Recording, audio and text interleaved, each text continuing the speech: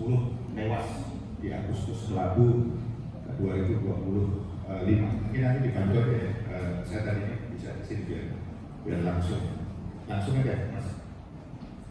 Saya menggunakan pendekatan yang mudah-mudahan ini nanti bisa menjadi bahan diskusi bagi kita. Jadi faktanya, silakan dilanjutkan.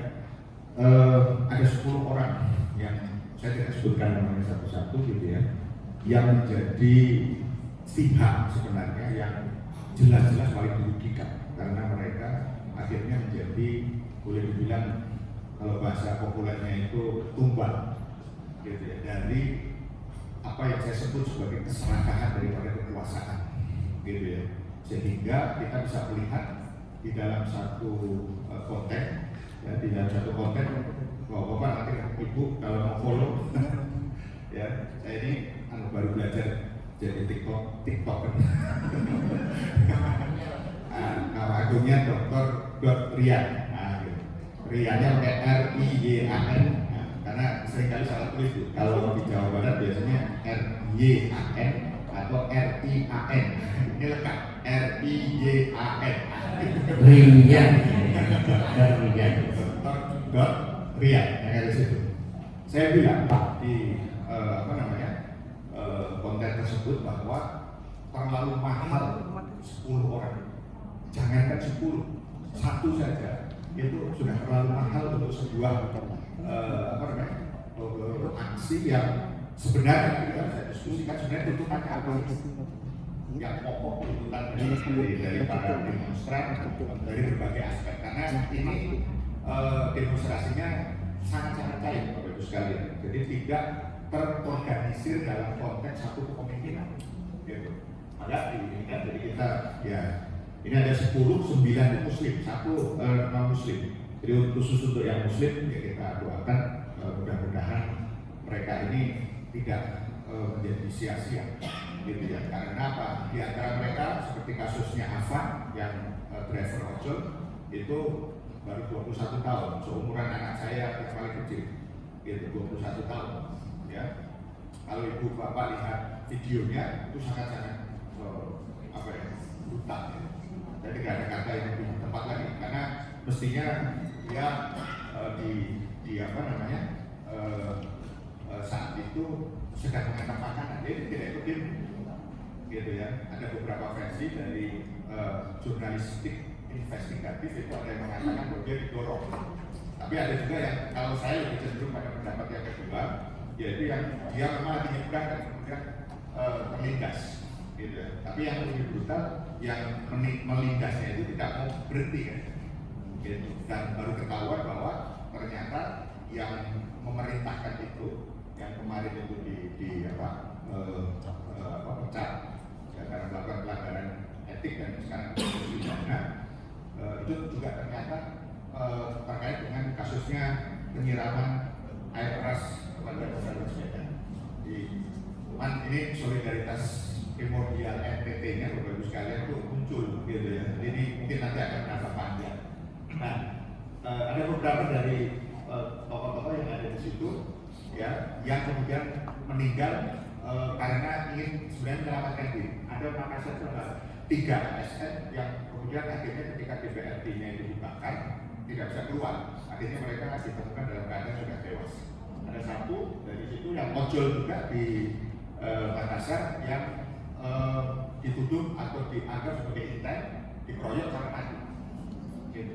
Jadi ini cerita-cerita ini sebenarnya banyak, nanti kita bisa diskusikan. Tapi poinnya terlalu mahal kalau kita bicara tentang pengorbanan dari sebuah aksi, ya. Maka terus dilanjutkan.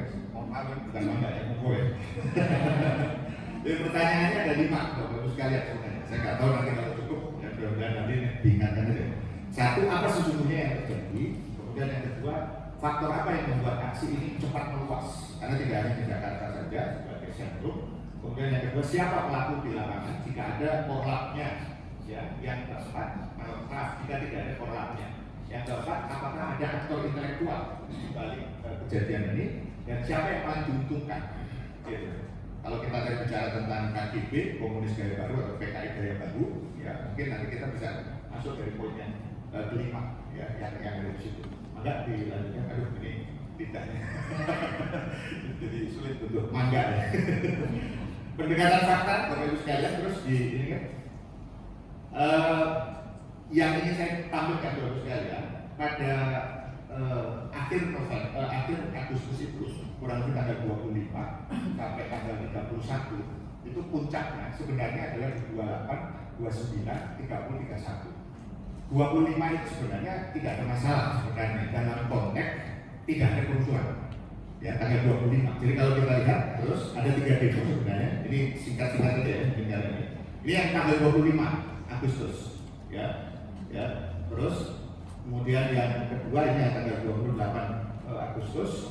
Terus ini titik demonya yang kemudian pada tanggal setelah kematian Afan tanggal 28 hari Kamis itu kemudian baru menyebar ke berbagai tempat sebagai bentuk solidaritas yang ternyata kemudian menghasilkan begitu banyak persoalan baru ya, yang ada di situ. Silakan. Kapolri sudah minta maaf pada tanggal 29 Agustus ya, kemudian 29 itu Pak Prabowo juga kemudian baru diberitahu. Ini nanti menarik karena ada upaya konon dari beberapa sekitar elit-elit yang kemudian melimit ya, membatasi informasi di lingkaran Pak Prabowo. Ya, jadi ini saya bicara dulu faktanya dulu, sehingga kemudian akhirnya beliau itu dianggap lambat untuk kemudian bereaksi. Ya, walaupun kemudian nanti ada langkah-langkah berikutnya. Silakan. Terus, nah ini untuk represi dan dilakukan oleh pemerintah. Nah, di sebelah kanan itu mungkin bapak-bapak sekalian, ibu-ibu sekalian sudah pernah lihat ya dalam banyak sumber. Yang memicu itu sebenarnya adalah ada dua ya, satu yang terkait dengan perilaku elit, dalam hal ini itu adalah anggota DPR ya. Yang kedua itu adalah memang ada persoalan yang lebih mendasar dari itu ya, yang terkait dengan korupsi dan macam-macam. Nanti kita bisa analisis. Nah, sebenarnya Bapak Ibu sekalian, kalau kita bicara dalam konteks yang pertama yaitu fasilitas DPR ini memang luar biasa. Kita mungkin baru tahu ya, kalau orang mengatakan berapa sih sebenarnya pendapatannya anggota DPR itu. Ini DPR dulu ya, karena DPRD itu ternyata sebenarnya juga bermasalah juga, cuma belum di demo. Nanti kalau saya ngomong begini, ya karena yang jadi titik tekan itu Bapak Ibu sekalian, pendapatan mereka itu ada dua. Satu gaji, yang kedua itu adalah tunjangan. Gajinya sebenarnya kecil Bapak Ibu sekalian, kalau didasarkan mungkin UMR. Gitu ya, karena sekitar anggota ini kita bicara anggota DPR, wakil ketua dan ketua itu tidak ada tambahan tidak terlalu banyak, tapi lumayan lah begitu kira-kira. Anggota DPR itu gajinya hanya 4,2 juta. Gitu. Kalau UMR, contoh UMR di Bandung, bapak-bapak sekalian, itu 4,4. Jadi kalau anggota DPR itu sebenarnya sudah atau belum sesuai UMR kalau di Bandung. Saya nggak tahu di Solo berapa artinya UMR ya, gitu. UMR 2, ya kalau di Bandung itu 4,4 gitu. Makanya saya bilang waktu itu yang penting itu sebenarnya harus ditelah karena mungkin nggak terlalu jelas ya di ini karena ini kecil. Tunjangan itu banyak sekali ya, orang bilang bukan banyak sekali. Ada tunjangan istri suami, tunjangan anak, tunjangan beras. Yang paling membuat marah itu sebenarnya adalah ketika muncul apa yang disebut dengan tunjangan rumah yang besarnya 50 juta per bulan. Coba ibu bayangkan, saya bilang di salah satu podcast saya bilang begini, itu anggota DPR nggak punya rumah kok, gitu kan? Wah punya semua yang ada di situ. Nah justru faktanya itu kenapa dia punya rumah, tetap harus kemudian ditunjang dengan rumah juga. Begitu. Kan mereka tidak dapat rumah karena rumah dinasnya itu orang katanya juga tidak bisa difungsikan lagi. Oke itu yang baik. Tapi pertanyaannya mereka memang tiap hari ngantor, tiap hari enggak juga makanya negatif. Jadi itu yang memicu dan ini yang menarik Bapak Ibu sekalian. Ada video yang beredar yang terkait dengan joget-jogetnya anggota DPR. Sebenarnya itu tidak ada hubungannya. Mohon maaf nanti kalau ada yang ini bisa diklarifikasi. Itu tidak ada hubungannya dengan tunjangan itu sebenarnya. Video itu adalah terjadi pada waktu ya, ada sidang MPR, jadi bukan dalam konteks itu. Cuma memang ada yang memframe video itu seolah-olah begitu ada dapat tunjangan joget-joget gitu. Nah itu sebenarnya nanti akan kita bisa pelajari. Kita nanti jelaskan juga. Terus Nah ini blunder dari situ kemudian muncul statement-statement yang sangat-sangat tidak patut lah gitu, khususnya Sahroni. Ya, Sahroni ini kalau orang bilang di teman-teman aktivis itu dibilangnya ini godfather-nya Tanjung Priok. Gitu ya, karena dia dulu sebenarnya bukan siapa-siapa tapi kemudian jadi kekayaannya luar biasa gitu. Nah itu terbukti dari rumahnya Sahroni yang itu baru satu rumah yang kemarin bicara itu ya. Tapi perkataan dia ini yang sebenarnya menyakitkan bahwa dari proses menuju ke tanggal 25 itu ada upaya untuk melakukan penggiringan isu yang terkait dengan pembubaran DPR dengan perilaku itu, dengan tunjangan yang bla bla bla tadi itu, gitu ya. Dan dia kemudian merespon dengan sangat emosional. Dia mengatakan bahwa yang terjadi dengan apa yang saat ini dilakukan DPR itu, usulan itu dianggap usulan paling tolol sedunia. Itu kata-kata tolol itu. Itu yang sudah makin menambah bensin kalau boleh dibilang ini. Kalau sekarang ya. Oh, silakan. Ini guru saya juga. Ini senang ini kita ketemu semua. Baik, terus kemudian nah itu dari sisi fakta Bapak Ibu sekalian. Ini saya potong sampai situ. Yang tidak banyak dicermati orang itu adalah pendekatan dari sisi dunia mayanya. Ya, saya gunakan pendekatan medsos, silakan kan.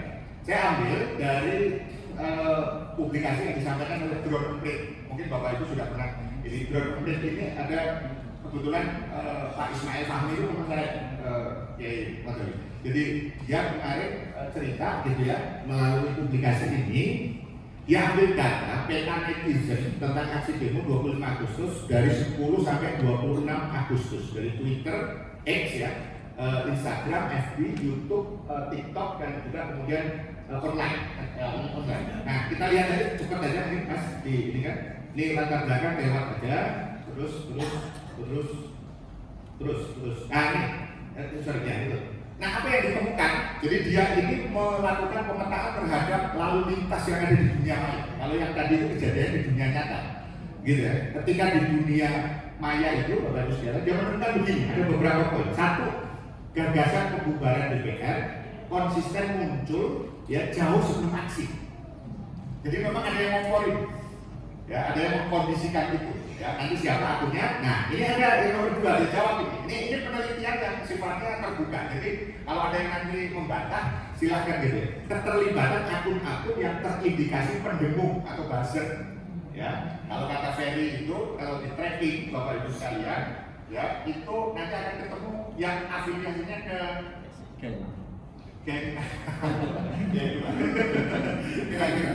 Gitu ya. Walaupun itu silahkan didalami sendiri. Gitu. Tapi dugaan kuat ya itu ada kaitannya karena tidak mungkin kemudian mereka melakukan itu tanpa tentu saja ada motif-motif nanti. Kemudian yang ketiga ada ketidakpuasan publik terhadap DPR menjadi puncak krisis tadi yang terkait dengan tunjangan dan seterusnya. Terus, nah yang keempat itu ada polarisasi narasi, jadi ada protes rakyat dan kecurigaan politisasi karena tanggal 25 itu Bapak Ibu sekalian itu demonya cair. Yang dimaksud cair itu tidak ada kepemimpinan secara tunggal. Ada kelompok A, kelompok B, kelompok C. Kemudian tidak ada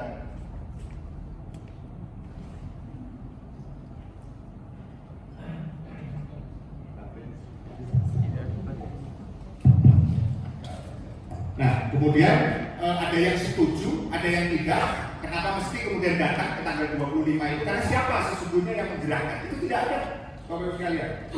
Ada sebagian orang yang mengatakan, ya, kalau kami di Bandung kemarin menganalisis ini pasti ada beberapa grup. Nanti kita akan lihatkan yang analisis dan itu kelihatan itu di media sosial. Yang kelima itu adalah narasi di media sosial lebih keras daripada media mainstream. Jadi koran-koran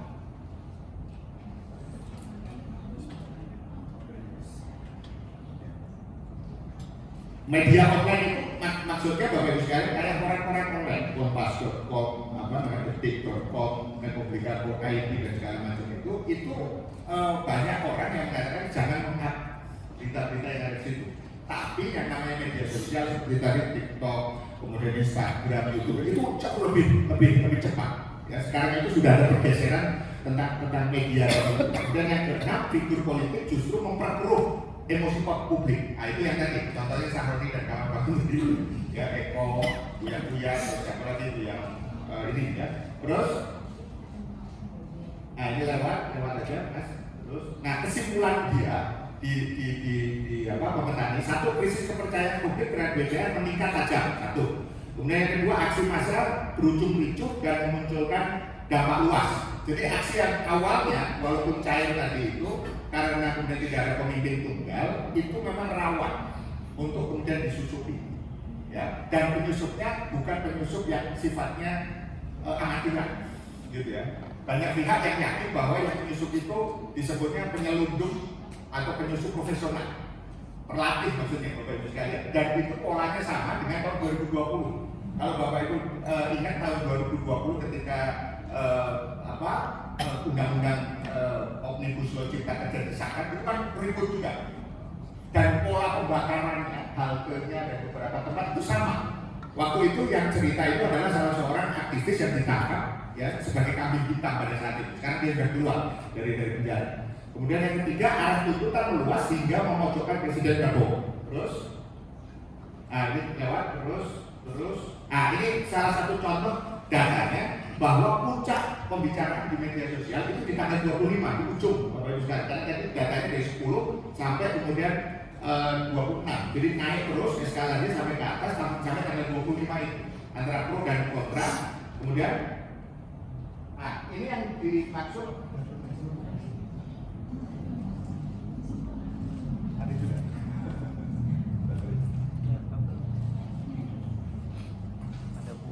Aman ya, nggak ada. Dimatikan pula.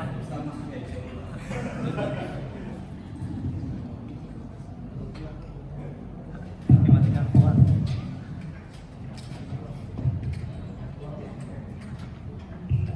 Ya, mohon maaf. Nah ini Bapak Ibu sekalian, ini peta netizen di X di Twitter, karena datanya itu lebih mudah untuk ini kan tentang demo 25 Agustus. Jadi yang warna hijau itu yang dominan itu disebut narasinya pro demo. Jadi kenapa demo itu harus dilakukan?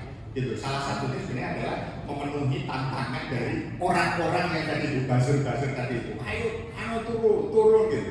Buzzer itu kan sebenarnya ngomongnya di udara. Tapi kalau nanti disuruh turun nggak ada. Gitu. Nah yang disuruh turun ini juga kadang-kadang ada yang kemudian termakan isu, ada yang memang benar-benar niat.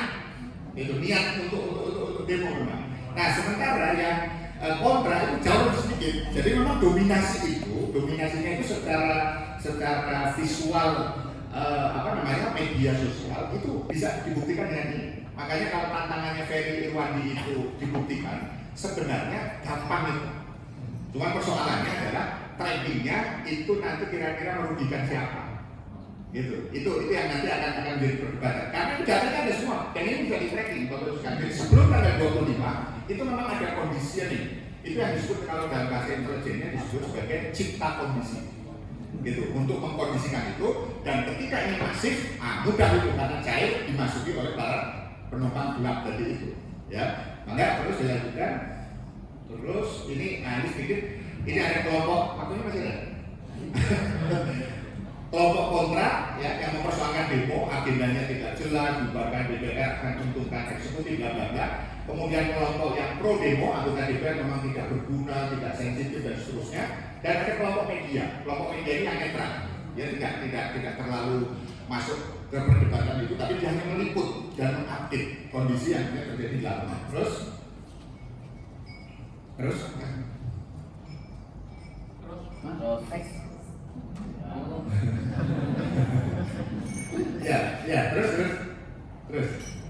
ini lewat aja. Nah, oke, ini terus aja. Ini. Ya, udah cukup yang ada itu. Ya, langsung aja. Nah, itu kira-kira kesimpulan untuk poin kedua itu Bapak Ibu sekalian. Jadi narasi tentang di media sosial mulai dari pembubaran DPR itu memang terbukti bahwa memang ada pertarungan di dunia maya itu yang kemudian akhirnya mendorong terjadinya demo tadi itu. Ya. Nah sekarang pendekatan konsep, gitu ya. Kita ini mungkin teoritik ya, Bapak Ibu sekalian, cuman ini konsep aja sekilas saja. Jadi ada sebuah konsep yang mengatakan dari James Jasper yang mengatakan konsep moral shock. Jadi sebagai pengalaman emosional kolektif ketika publik menyaksikan peristiwa yang dianggap sangat tidak adil, brutal dan tragis. Dalam konteks 2025, ya itu kematian demonstran di tangan aparat. Ya, itu secara teoritik itu mengacu teori ini itu bisa memicu gelombang moral shock. Kematiannya Afan itu tuh di apa ya bahasanya itu di reply atau kemudian di share ke banyak pihak itu bahkan hampir bisa dibilang real time sekali karena ada yang melakukan tadi apa namanya live streaming. Saya mendapatkan berita itu hari Kamis malamnya, mulai dari min belum ada videonya waktu itu karena waktu itu saya ada acara terus kebetulan dapat share WA gitu ada satu ojol yang dilindas min-nya itu ya min bukan video tapi terus ini ada apa nih berarti ini sudah mulai eskalasinya. Nah itu yang disebut dengan nanti moral shock. Jadi ketika ada yang gugur ya seperti kasus dulu tahun 66 misalnya ya itu ada Arif Rahman misalnya dia bukan siapa-siapa tapi langsung kemudian menjadi pemersatu gitu ya. Kemudian kalau kasus 98 itu anak-anak Trisakti ya itu juga sampai itu akhirnya jadi moral shock ya. Terus berikutnya mas, nah yang kemudian menarik secara konsep itu Bapak Ibu sekalian, gerakan sosial kontemporer seperti yang terjadi di Amerika, Occupy Wall Street 2011, Hong Kong Protest, itu menunjukkan bahwa media sosial itu memungkinkan mobilisasi. Itu tadi yang ada. Jadi sekarang ini Bapak Ibu sekalian kita itu sudah di era tidak perlu kemudian ketemu langsung. Kalau di sini ya ketemu di depan apa Mangkunegaran, ya itu mungkin tinggal WA aja selesai, tidak perlu kemudian harus kumpul dulu. Kalau dulu sebelum ada media sosial kan orang harus mungkin di telepon, di apa segala macam, mungkin baru bisa kumpul. Begitu kalau ini tidak. Dan yang kedua ada yang disebut namanya digital party. Digital party ini partai maksudnya itu ya, bukan pesta. Gitu ya. Digital party maksudnya strukturnya cair, ya cepat menyebar, sulit dibubarkan. Ya pola ini tampak jelas pada tahun 2025. Jadi dia ada di mana-mana. Ya, dia disebut sebagai partai digital, tapi bukan partai narcok ya. Nah, satu sisi, menurut para ilmuwan, Fendi Hadis atau Jeffrey Winter menegaskan bahwa politik Indonesia pasca reformasi tidak sepenuhnya demokratis, melainkan dikuasai oleh oligarki yang bersaing.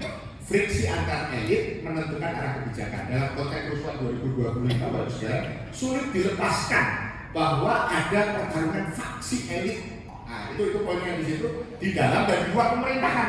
Ini yang menarik di dalam dan di luar pemerintahan. Gitu. Ya. Jadi kalau yang di luar udah pasti. Kalau di dalam ini yang menarik. Itu nanti menjadi berikutnya. Terus, nah, kerusuhan 2025 itu menunjukkan. Nah, ini kita jawab satu-satu. Izinkan jawab 5 pertanyaan saja nanti selebihnya nanti kita diskusi. Apa yang kemudian terjadi sesungguhnya? Apa yang tampak? Ya, yang kemudian terkait protes kebijakan DPR tadi, ya salah satunya tentang tunjangan rumah, kemudian berkembang menjadi tragedi nasional, itu setidaknya ada kombinasi 4 faktor.